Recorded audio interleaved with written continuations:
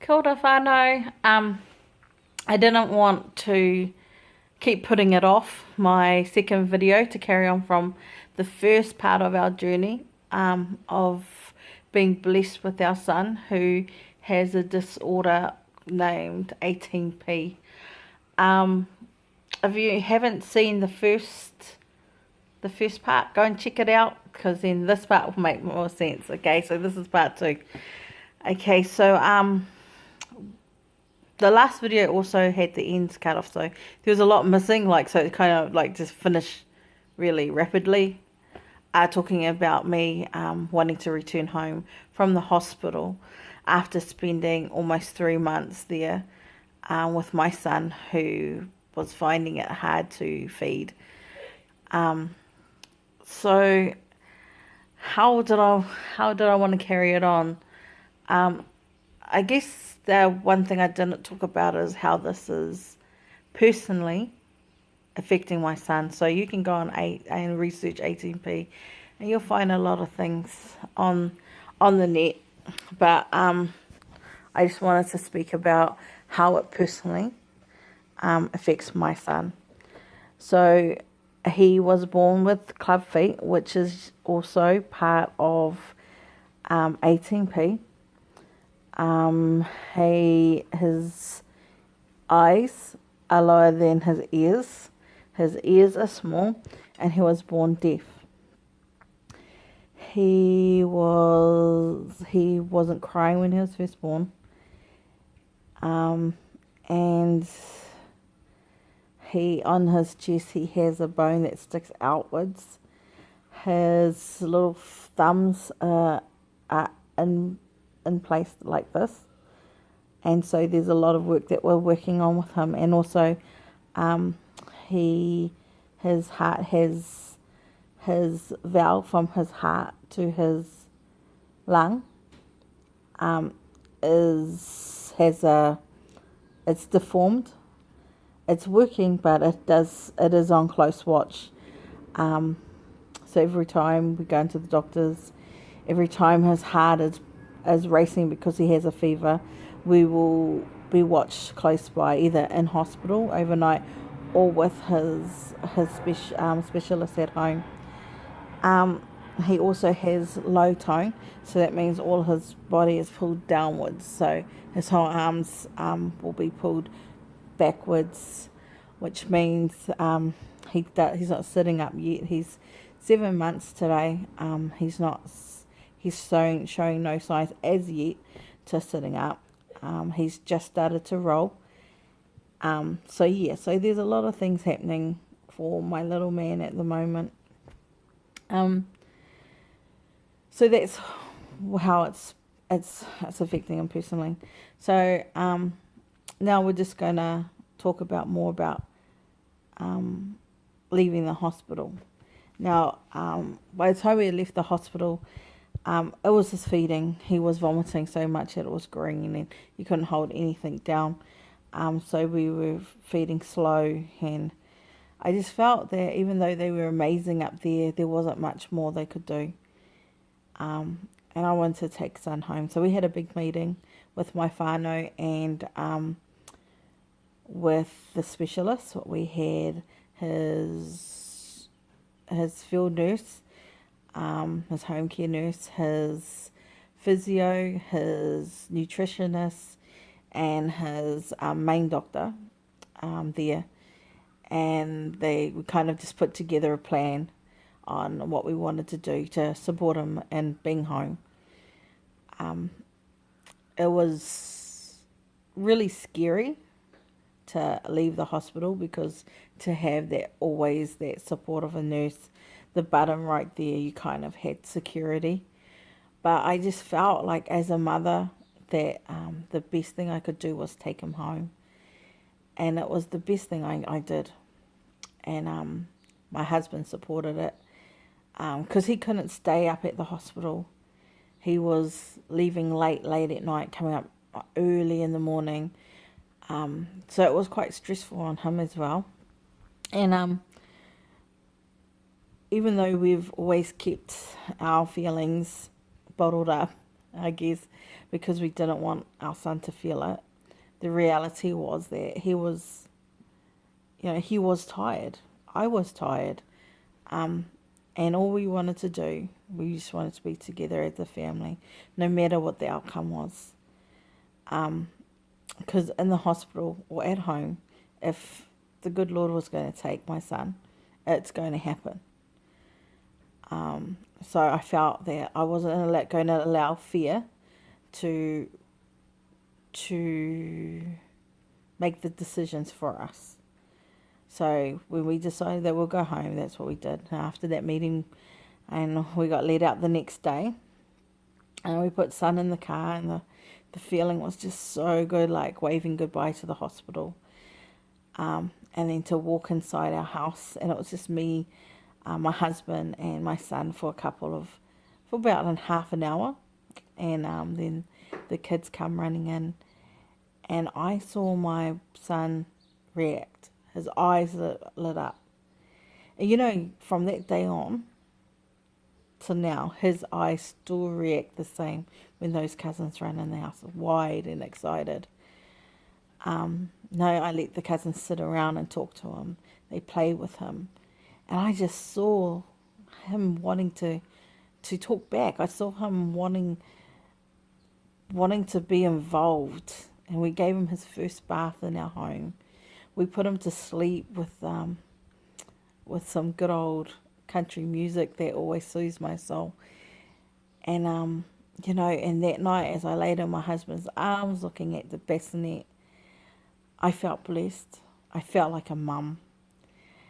And even though the road was going to be long, and it's never been hard, but it has been trialing, I knew that it was going to be okay if we did this together and as a family. Now, so from there, we lived every day and giving thanks when he would wake up, and kissing him for so long and holding him so tight before bedtime at night, with that fear of, please wake in the morning and be with us. And then going to sleep. And then we went up to his pediatric doctor's appointment. And I guess because we hadn't really, we had the nurse there who was like making sure he was fed, checking his heart rate and stuff. But when we went up there, we were told about how far behind he was in his development. They talked about the muscles around his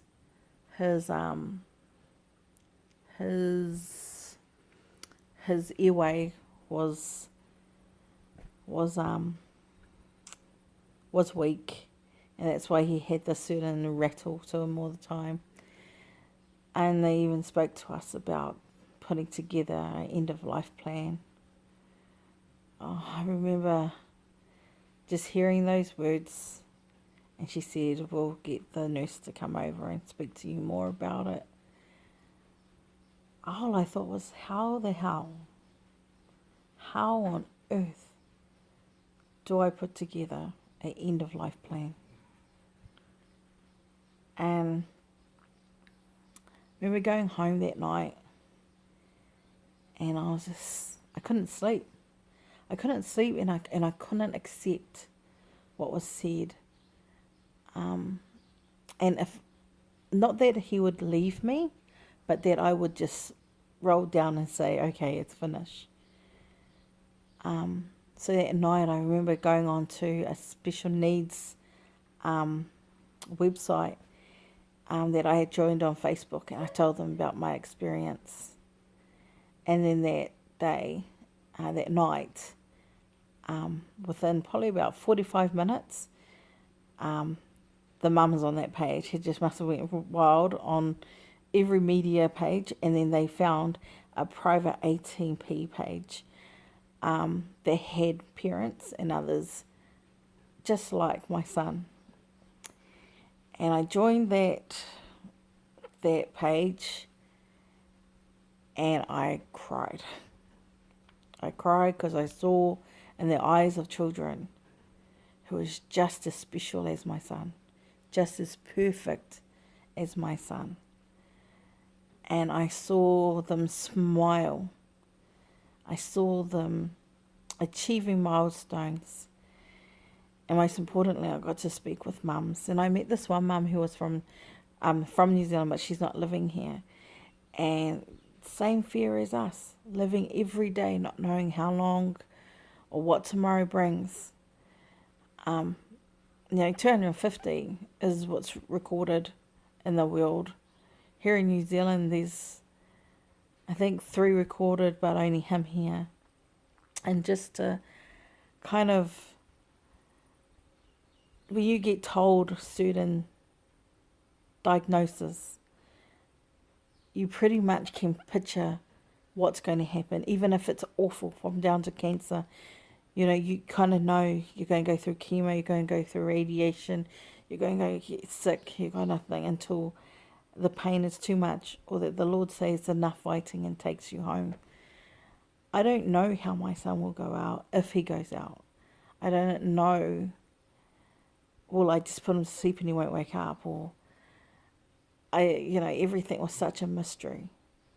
And to find mums that speak the same way, that has the same fears as me, brought a special kind of peace to me, where I could openly say, hey, I'm scared, what do I do? And then they would come back with, love him, love him, just enjoy him, just be his mum. Don't worry about being a doctor, don't worry about being a nurse. Those were the best things I heard. Though I did my very best, it's nice to have somebody who's to tell me that, because those are the choices I've made, that's the right one. And I do, even today. I'm not his nurse, I'm not his doctor, I'm just his mum. I'm his mum, trying to get him to feel the wind in his hair, get him to feel taste on his tongues, get him to feel happy, make him laugh, make him smile. Even when he cries now, I smile, because he never knew that, hey, that means you're sad. When he gets mad at me, it's like, hey, that means you're mad, and that's okay. These are feelings, and let's learn how to deal with your feelings. And I guess if you're a mum to beautiful, I like to call them worldly normals, because everyone is normal in my eyes, but when your baby's crying, I've waited 2 months to hear my son cry, because that's development, that's learning. When he gets angry, that's them telling you, I don't like this. Teach me how to deal with this. Teach me how to control my anger. Teach me how to understand why I'm sad. Teach me how to fix these feelings. And most importantly, teach me how to accept these feelings. My